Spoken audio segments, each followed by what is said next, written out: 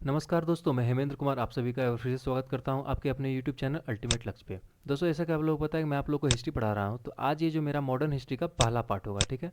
इसके पहले जो मैंने जो है मिडिवल हिस्ट्री खत्म किया है वो 15 पार्ट में, और उसके पहले जो मैंने एंशियंट हिस्ट्री खत्म किया है वो 13 पार्ट में किया है। तो सारा वीडियो का जो लिंक है मैंने डिस्क्रिप्शन बॉक्स में नीचे डाल दिया है, आप लोग वहाँ से जाकर के सारा वीडियो देख सकते हैं। दोस्तों, यदि आप लोग हमारे चैनल से पहली बार जुड़ रहे हैं तो मैं आपसे एक रिक्वेस्ट करना चाहता हूँ कि हमारे इस चैनल को जो है जरूर सब्सक्राइब करें। तो ये जो सब्सक्राइब वाला बटन है इसको दबा दें, और उसके बाद जो ये जो बेल आइकॉन है इसको जरूर प्रेस कर दें। उससे क्या होगा, हम लोग जो भी आपको वीडियो अपलोड करेंगे तो वो वीडियो का अपडेट आपको तुरंत मिल जाएगा, और वहाँ से आप लोग तुरंत वीडियो देख सकते हैं। और दोस्तों, आपको यदि वीडियो खोजने में असुविधा हो रही है तो जो वीडियो के ऊपर भी आप देखिए ये आई करके आइकॉन है, आप वहाँ पर जाकर के यदि इस आई आइकॉन को क्लिक करेंगे तो वहाँ से भी आपको जो है सारा वीडियो मिल जाएगा। तो इस तरह से आप लोग सारा वीडियो देख सकते हैं। आप लोग के लिए बहुत इंपॉर्टेंट होगा सारा वीडियो देखना, तो ज़रूर सारा वीडियो देखें, ठीक है दोस्तों। और चैनल को सब्सक्राइब जरूर कर लें, ठीक है दोस्तों। चलिए आगे बढ़ते हैं हम लोग। तो दोस्तों, आज जो हम ये मॉडर्न हिस्ट्री का पार्ट पढ़ेंगे इसमें क्या है, इसमें हम लोग सबसे पहले पढ़ेंगे कि जो है बंगाल पर कैसे अंग्रेज आए थे और उसका जो अंग्रेज और मैसूर में क्या संबंध था, ठीक है। आप लोगों को मैंने बता ही दिया कि मिडिवल हिस्ट्री का मैंने 15 पार्ट में वीडियो खत्म किया है, और एंशियंट हिस्ट्री का जो है 13 पार्ट में वीडियो खत्म किया है। आप लोग जरूर जाकर के पुराना वीडियो देख लें, तो आप लोगों के लिए बढ़िया होगा, जो कि आने वाली परीक्षाओं के लिए बहुत ही इंपॉर्टेंट है। और एक बात मैं बता देना चाहता हूँ कि ये जो मिडिवल हिस्ट्री का है, मैंने इसका रिवीजन पार्ट भी करवाया है, जो कि इस पर इसके पहले का वीडियो है। तो उसका जो रिवीजन पार्ट के नाम से वीडियो है, आप लोग वहाँ पर जाकर के सारा वीडियो जो देख सकते हैं। जो रिवीजन पार्ट का आप लोग वीडियो देखिएगा तो उससे आपको क्या फ़ायदा होगा कि जितना भी मैंने पढ़ाया है रिवीजन की, उसका मैंने रिवीजन करवा दिया है। 15 पार्ट का सारा क्वेश्चन आंसर मैंने इस रिवीजन पार्ट में करवाया है, तो आप लोग जरूर जाकर के देख लेंगे, ठीक है दोस्तों। तो चलिए हम लोग आगे बढ़ते हैं अब। तो आज हम लोग पढ़ेंगे कि बंगाल पर अंग्रेजों का शासन, उसके बाद क्या पढ़ेंगे, अंग्रेजों का मैसूर से संबंध। तो इसी में जो हम लोग हैदर अली टीपू टीपू सुल्तान के बारे में पढ़ेंगे, और यहाँ पर जो हम लोग सिराजुद्दौला और जो मीर जाफ़र मीर कासिम के बारे में पढ़ेंगे, ठीक है दोस्तों। तो चलिए हम लोग शुरू करते हैं अब। तो बंगाल पर जो अंग्रेजों का शासन किस तरह से स्थापित हुआ, तो प्लासी का युद्ध हुआ था, सबसे इंपॉर्टेंट है। ये जो है बंगाल में पड़ता है प्लासी, ये गंगा नदी के किनारे एक जगह है, एक मैदान था प्लासी, वहाँ पर ही प्लासी का युद्ध होता है। कब होता है, तो 23 जून 1757 ईस्वी को। किसके किसके बीच में, तो अंग्रेज और बंगाल के जो उसमें तत्कालीन नवाब थे सिराजुद्दौला के बीच में, ठीक है। तो वो कौन सा जगह था, तो प्लासी के स्थान पर हुआ था, प्लासी नामक स्थान पर। वहाँ पर क्या हुआ था, जिसमें जो है अंग्रेजी सेना का नेतृत्व कौन किया था, रॉबर्ट क्लाइव। और नवाब की सेना का जो नेतृत्व किया था मीर जाफर ने किया था। लेकिन इसी मीर जाफर ने क्या किया था, धोखा दे दिया था किसको, सिराजुद्दौला के। और इस कारण से जो है रॉबर्ट क्लाइव के साथ मिल गया, और ये जो है युद्ध जो है रॉबर्ट क्लाइव ने जीत लिया, ठीक है। और इसमें सिराजुद्दौला की हार हो गई थी। कहा भी जाता है कि इस युद्ध में जो है सिराजुद्दौला की जो सेना के जो है 50% भी सेना इस युद्ध में भाग नहीं ली थी, क्योंकि पहले से ही सारा षड्यंत्र जो है रच लिया था किसने, मीर जाफर ने। फिर उसके बाद क्या हो कि प्लासी के परिणाम स्वरूप क्या हुआ, भारत में अंग्रेजों का शक्ति और प्रबल हो गई, जिसने क्या किया, भारत में को ही बदल दिया। और ऐसे में जो अंग्रेजी शासन का जो उदय हो गया। और कहा जाता है कि जो जिसके बाद जो है भारत में हम लोग जानते भी हैं कि जो अंग्रेजों का लगभग 200 वर्षों तक शासन हुआ, क्योंकि 1757 से जो अंग्रेज स्टार्ट किए शासन करना, उसके बाद जो है कब तक चला, तो आप लोग हम लोग को अच्छे से पता है कि 1947 ईस्वी तक अंग्रेज ने शासन करता रहा। तो ये देखिए आप लोग जब इसको जोड़ेंगे तो लगभग 200 वर्ष हो रहा है, 190 वर्ष हो रहा है। तो इस तरह तो क्या हुआ, बंगाल पर पहले अंग्रेजों ने शासन स्टार्ट किया, फिर पूरे भारत में उन्होंने शासन करना स्टार्ट कर दिया था, ठीक है। चलिए आगे बढ़ते हैं हम लोग। तो जैसा कि मैंने बताया कि जो मुगलों के पश्चात जो है आधुनिक बंगाल पर किसका इतिहास हुआ, तो यूरोपीय और अंग्रेजी व्यापारी जो है भारत में आने लगे। फिर 1757 में प्लासी का युद्ध हुआ, जो है मैंने बताया। इसने जो है पूरा भारत के इतिहास को बदल दिया, और भारत में जो है अंग्रेज लोग शासन करने लगे, ठीक है। भारत पर जो अंग्रेजों का आधिपत्य हुआ मुगल साम्राज्य के अंत के बाद हुआ, ठीक है। अंतर्गत अंतर्गत ही हुआ, लेकिन उसमें जो मुगल साम्राज्य का पतन होना स्टार्ट हो गया था, ठीक है। उसके बाद क्या हो कि जो प्लासी का युद्ध मैंने बताया कि अभी 23 जून 1757 ईस्वी को हुआ। तो रॉबर्ट क्लाइव थे अंग्रेज की तरफ से, और बंगाल के जो नवाब थे सिराजुद्दौला, उनके बीच में हुआ। इसमें देखिए मैंने अभी जस्ट बताया कि जो जिसमें नवाब का जो इस सिराजुद्दौला का जो सेनापति था मीर जाफर, इसकी धोखाधड़ी के कारण जो है ये पराजित हो गए थे, ठीक है। ये इंपॉर्टेंट है। उसके बाद हम लोग चलिए आगे देखते हैं क्या हुआ था। उसके बाद क्या हुआ कि अंग्रेजों ने जो है क्या किया, मीर जाफर को बंगाल का नवाब बना दिया। और जो उसके क्या हुआ, क्लाइव के हाथों कठपुतली नवाब जो है मीर जाफर को अंग्रेजों ने 1706 ईस्वी में हटाकर उसके दबाव जो है दामाद मीर कासिम को बंगाल का नवाब बना दिया। तो ये जो है इसको बोला भी जाता है कठपुतली शासक बोला जाता है मीर जाफर को। ये क्या था, अंग्रेजों का जो कठपुतली बन गया था। उसके बाद जो है ये यहीं पे उसका काम करने लगा था, ठीक है। चलिए आगे देखते हैं हम लोग। नेक्स्ट है कि मीर कासिम ने अपनी राजधानी की मुर्शिदाबाद से मुंगेर मुंगेर जो है मुगदलपुर स्थानांतरित कर दिया, ठीक है। अगला है क्या कि बक्सर का युद्ध बहुत इंपॉर्टेंट है, जैसे प्लासी का युद्ध इंपॉर्टेंट है उसी तरह ये बक्सर का इंपॉर्टेंट जो कि 1764 में हुआ था। इसमें क्या हुआ था, जो अंग्रेजों एवं मीर कासिम जो अवध का नवाब जो सुजाउद्दौला एवं मुगल सम्राट का जो उसमें शासक था शाह आलम द्वितीय, इसके बीच में हुआ। इसमें भी जो है अंग्रेज लोग क्या हुए थे, विजयी हुए थे। ठीक है, तो किसके किसके बीच में हुआ था बक्सर का युद्ध, तो अंग्रेज तथा देखिए मीर कासिम जो, और फिर अवध के नवाब सुजाउद्दौला और मुगल सम्राट जो था शाह आलम द्वितीय, ये तीनों एक तरफ थे और अंग्रेज एक तरफ थे। और इन दोनों के बीच में क्या हुआ था, कौन सा युद्ध हुआ था, बक्सर का युद्ध, कब, 1764 ईस्वी में। तो इसमें क्या हुआ था, अंग्रेज की विजय हुई थी। ठीक है, इस युद्ध में क्या होता, अंग्रेज का जो सेनापति था वो कौन था, हेक्टर मुनरो था। इंपॉर्टेंट क्वेश्चन है, जैसे कि प्लासी का युद्ध का सेनापति कौन था, रॉबर्ट क्लाइव था, और इसमें जो है हेक्टर मुनरो था। ठीक है, अगला प्रश्न, अगला देखते हैं क्या है। अगला है कि बक्सर के युद्ध के बाद जो है एक बार फिर जो है मीर कासिम की जगह मीर जाफर को नवाब बना दिया गया। ठीक है, बक्सर का युद्ध जो हुआ उसके बाद क्या हुआ कि मीर कासिम की जगह जो है मीर जाफर को नवाब बना दिया गया। फिर 5 जनवरी को 1765 ईस्वी को मीर जाफर की मृत्यु हो गई। ये इंपॉर्टेंट क्वेश्चन, आप लोग इसको जरूर नोट कर लें, एक दो बार क्वेश्चन आया भी है एग्जाम में कि जो है कि मीर कासिम के बाद जो है बंगाल का नवाब कौन बना था फिर से, तो उसका उत्तर हो जाएगा मीर जाफर। ठीक है, बहुत इंपॉर्टेंट है, इसको आप लोग जरूर याद कर लेंगे। चलिए आगे देखते हैं हम लोग। अब है क्या कि बक्सर का युद्ध जो है वो क्यों इतना महत्वपूर्ण था, तो उसका निम्नलिखित कुछ कारण है, मैं उसको यहाँ पे बता देना चाहता हूँ कि इस युद्ध में जो है अंग्रेजों ने उत्तर भारत के तत्कालीन सबसे शक्तिशाली शासक को, नवाब जो थे, उसको हराया था। अतः अंग्रेजों की दृष्टि से ये क्या था कि ये जो है जीत जो है बहुत ज़्यादा अत्यंत ही महत्वपूर्ण थी। ठीक है, ये हो गया। दूसरा क्या है कि इस युद्ध के परिणाम स्वरूप ने जो है अंग्रेजों का न केवल बंगाल और बिहार पर अधिकार हुआ, बल्कि उनके लिए दिल्ली का तक का मार्ग जो है खुल गया था। क्यों दिल्ली का मार्ग खुल गया था, क्योंकि जो उसमें शाह आलम द्वितीय थे वो दिल्ली की गद्दी पर बैठे थे, तो मुगल सम्राट थे, और उनको भी हरा दिया था, तो दिल्ली का मार्ग जो है खुल गया था अंग्रेजों के लिए। उसके बाद क्या होता है, इस युद्ध के बाद जो है ब्रिटिश सेना ने मुगल सम्राट पर निर्भरता हो गई और अधिक बढ़ गई। मतलब ब्रिटिश सेना जो है उस पर क्या हो, मुगल सम्राट की निर्भरता और ज़्यादा बढ़ गई। मतलब मुगल सम्राट कौन था, शाह आलम द्वितीय, तो वो क्या हो, ब्रिटिश सेना पर अपने आप को निर्भर कर लिया।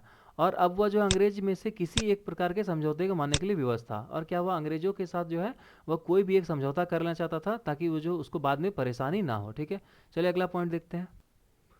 अगला पॉइंट है कि चूंकि मीर कासिम ने जो है शासन में अपनी स्वायत्तता दिखाने का प्रयत्न जरूर किया था। ठीक है, इसी कारण जो है बक्सर का युद्ध हुआ था, क्योंकि जब मीर कासिम को जब अंग्रेजों ने बना दिया था नवाब, तो मीर कासिम जो है अंग्रेज का बात नहीं मानने लगा था। इस कारण से जो है फिर क्या हुआ था, बक्सर का युद्ध हुआ था। इसलिए अंग्रेज ने है युद्ध के पश्चात बंगाल के नवाब का अधिकार बिल्कुल सीमित कर दिया। जो बंगाल का जो नवाब का जो अधिकार था वो बिल्कुल सीमित कर दिया। इसी के बाद जो है द्वैध शासन लागू हो गया था। ठीक है, चलिए अगला पॉइंट देखते हैं। अगला पॉइंट क्या है कि इस युद्ध के पश्चात जो है बंगाल और बिहार की दीवानी अंग्रेजों को मिल गई। मतलब बंगाल और बिहार की जो दीवानी है वो अंग्रेजों को मिल गई।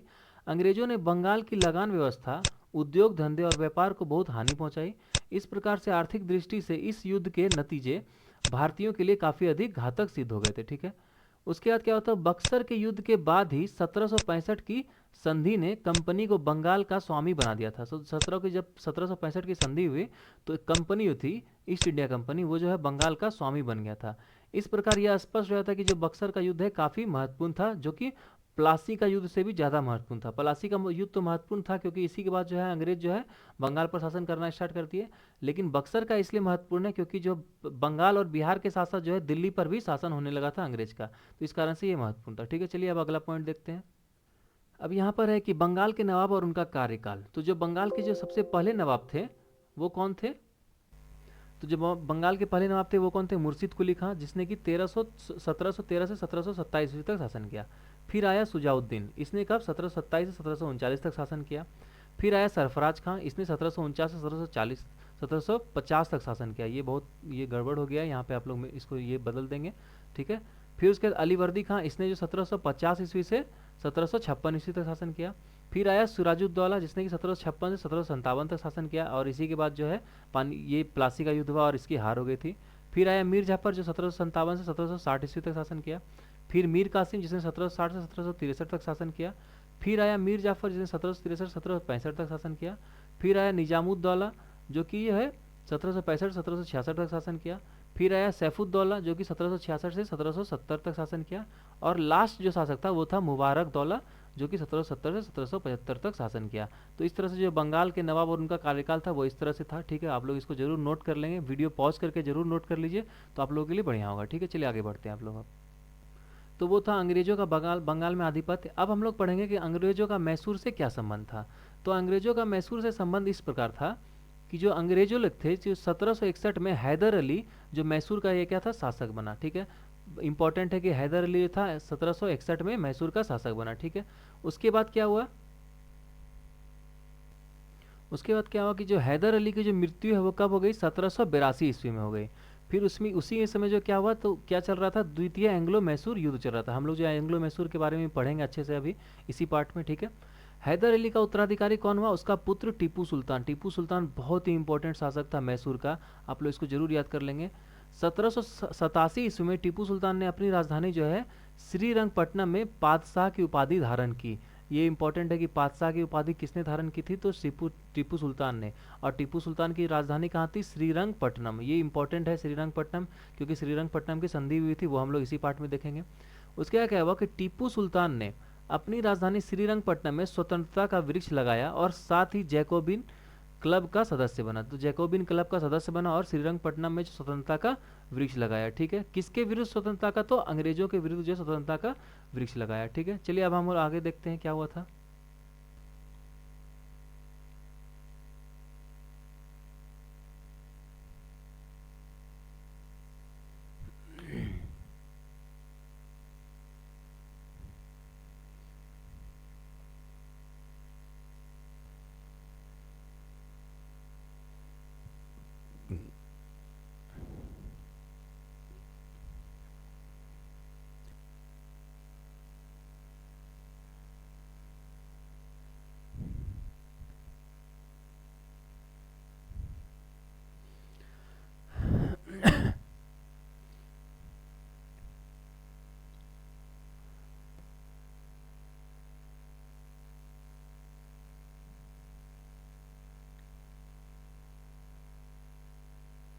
तो द्वितीय एंग्लो मैसूर वार, इसमें क्या हुआ था, ये 1780 से 1784 तक चला था। इसका कारण क्या था, तो इसका कारण था अंग्रेजों द्वारा संधि की शर्त ना पालन करना। जो संधि का शर्त जो था अंग्रेज और मैसूर में हुआ था, तो वो संधि जो है वो ये लोग अंग्रेज जो है पालन नहीं किए थे।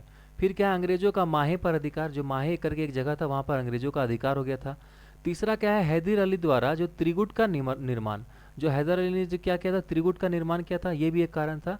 और अगला है कि हैदर अली के फ्रांसीसियों के साथ संबंध, तो उसमें जो है फ्रांसीसी लोग के साथ जो हैदर अली के अच्छे संबंध होने लगे थे, जो कि अंग्रेजों के आंखों में खटक रही थी।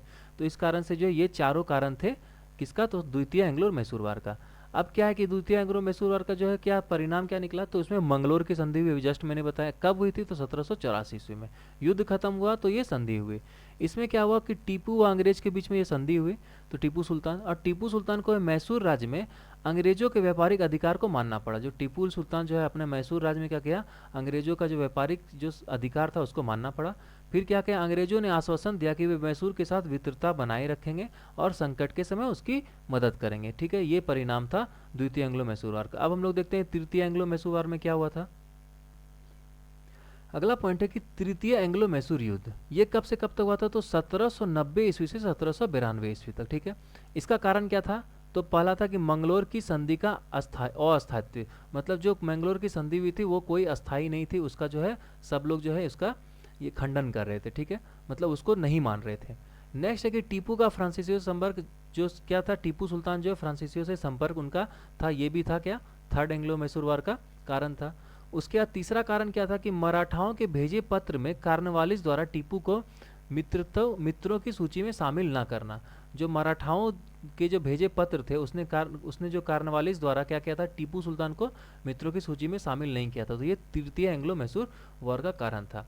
अब इसमें हुआ क्या क्या था, तो श्रीरंगपट्टनम की संधि हुई थी कब, तो 1792 ईस्वी में। ठीक है, कब किसके किसके बीच में हुई थी, तो टीपू सुल्तान और अंग्रेजों के बीच में हुई थी। कौन सा, तो श्रीरंगपट्टनम की संधि। बहुत इंपॉर्टेंट है कि श्रीरंगपट्टनम की संधि किसके किसके बीच हुई थी, तो टीपू सुल्तान और अंग्रेजों के बीच में। कब हुई थी, तो 1792 ईस्वी में। इस संधि के अनुसार जो है अंग्रेजों ने, अर्थात मतलब जो कार्नवालिस थे, लॉर्ड कार्नवालिस थे, जो उसमें वायसराय थे या गवर्नर जनरल थे, उनको क्या था, टीपू सुल्तान द्वारा अपना आधा राज्य तथा 3 करोड़ रुपए जुर्माने के रूप में देने पड़े थे।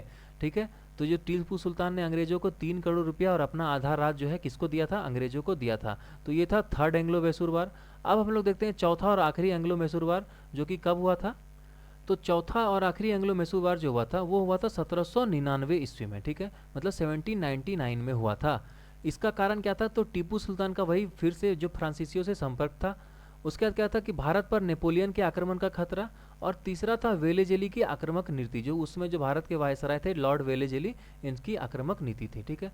इसका परिणाम क्या था कि टीपू के राज का विभाजन, मतलब टीपू सुल्तान के राज का विभाजन हुआ। दूसरा कारण क्या था कि दक्षिण भारत पर अंग्रेजी प्रभुत्व तथा वेलेजेली की प्रतिष्ठा में वृद्धि, और टीपू सुल्तान की मृत्यु हो गई। परिणाम इसका क्या निकला, तो टीपू सुल्तान की इसमें मृत्यु भी हो गई थी। कब, तो 1799 ईस्वी में टीपू सुल्तान की मृत्यु हो गई थी। और इस तरह से जो है अंग्रेजों का पूरी तरह से आधिपत्य हो गया था। कब, कहाँ पर, तो मैसूर में, ठीक है। ये बहुत इंपॉर्टेंट पॉइंट है, आप लोग इसको जरूर नोट कर लेंगे। तो इस तरह से जो है 4 एंग्लो मैसूर वॉर हुआ था, ठीक है, वो आप लोग जरूर नोट कर लेंगे कौन कौन सा कब कब हुआ था, और उसके बीच बीच में कौन कौन सी संधि हुई थी वो भी आप लोग जरूर याद कर लेंगे, ठीक है दोस्तों। तो बस आज के लिए इतना ही। अब हम लोग जो नेक्स्ट पार्ट में पढ़ेंगे वो हम लोग पढ़ेंगे सिख एवं अंग्रेज, मतलब जो सिख लोग थे उनके साथ जो अंग्रेजों का क्या संबंध था, कैसा था, उसके बारे में पढ़ेंगे। और क्या पढ़ेंगे कि हम लोग जो पढ़ेंगे कि सिख और अंग्रेजों के बीच में जो संधि हुई थी वो पढ़ेंगे। उसके बाद फिर नेक्स्ट जो हम लोग पढ़ना स्टार्ट करेंगे वो हम लोग पढ़ेंगे कंपनी के अधीन गवर्नर जनरल, मतलब जो गवर्नर जनरल थे, फिर वायसराय थे, इन सब के बारे में हम लोग पढ़ेंगे नेक्स्ट पार्ट में, ठीक है दोस्तों। तो आज के लिए बस इतना ही। आप लोगों को कैसा लगा आज का पार्ट जरूर हमें कमेंट करके बताएं। और हमारा जो हिस्ट्री का पार्ट है आप लोग सारा का सारा जो वीडियो है जरूर देखें, जो मैंने एंशिएंट हिस्ट्री का किया है 1 से 13 पार्ट तक, फिर जो मिडिवल हिस्ट्री किया है 1 से 15 पार्ट तक, फिर एक रिवीजन पार्ट किया है मिडिवल हिस्ट्री का, वो भी आप लोग जरूर जाके देख लेंगे। तो उससे क्या होगा, आपको सारा कंसेप्ट क्लियर हो जाएगा और सब चीज़ अच्छे से याद हो जाएगा, रिवाइज हो जाएगा, ठीक है। और थोड़ा एक्स्ट्रा के लिए मैं ये बता दूँ कि जो भी मैं पढ़ा रहा हूँ उसका जो पीडीएफ है, ठीक है, पीडीएफ जो है मैं उसको अपने टेलीग्राम चैनल, जो कि यहाँ पे मैंने दिया हुआ है अल्टीमेट लेक्चर, और इसका मैंने लिंक भी दिया है, इसमें डाल दिया है, ठीक है। और जो ये जो वीडियो है इसको भी मैंने टेलीग्राम चैनल में डाल दिया है। यदि आप लोगों को वीडियो फिर से देखना है तो आप लोग टेलीग्राम चैनल में जा करके वीडियो देख सकते हैं। हमारे टेलीग्राम चैनल से जरूर जुड़ जाइए, तो आप लोगों के लिए अच्छा होगा। हम लोग कोई भी अपडेट करेंगे जो टेलीग्राम चैनल में जरूर आप लोग को मिल जाएगा, और जितना भी पीडीएफ है वो टेलीग्राम चैनल में आपको जरूर मिल जाएगा। और एक बात है कि जो हमारा जो वीडियो है सारा का जो डिस्क्रिप्शन है, सारा जो का जो लिंक है मैंने डिस्क्रिप्शन बॉक्स में डाल दिया है, आप लोग वहाँ से जाकर के सारा वीडियो देख सकते हैं। तो दोस्तों बस आज के लिए इतना ही। आप लोगों को आशा करता हूँ कि हमारा वीडियो पसंद आ रहा होगा, ठीक है दोस्तों। तो तब तक के लिए धन्यवाद, कल मिलते हैं। थैंक यू, जय हिंद, जय भारत।